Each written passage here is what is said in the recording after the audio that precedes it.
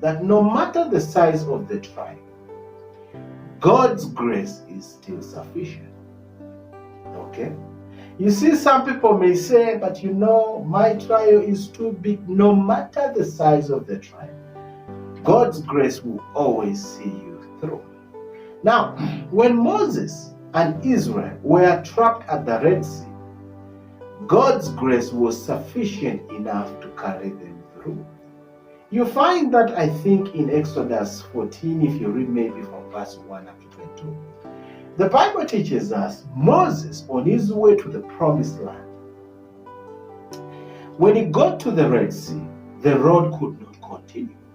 They were trapped at the Red Sea, but Pharaoh was pursuing them from behind. And then the people began to complain and say, Moses, why did you carry us out of Egypt to bring us here to be slaughtered from here?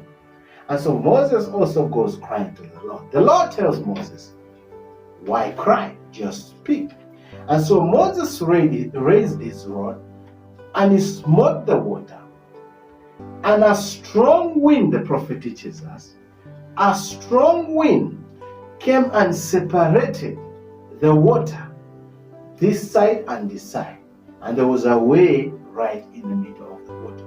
And the children of Israel walked through dry land. But when Pharaoh tried to impersonate, tried also to walk through that dry land, the Bible says God glorified his name on them. They were all drowned in the Red Sea. But what am I talking about? I'm saying no matter the size of the trial that you are going through, regardless of how big the trial you are going through, God's grace is always sufficient. When Elisha was surrounded by the Syrian army, God's grace was sufficient to carry him through it. You find that in 2 Kings, if you can read that is chapter 6, read from verse 8 to 23. The Bible teaches us that Elisha was a prophet of God. And so he lived in the times when the Syrian army, rather the Syrian king, was waging war with the king of Israel.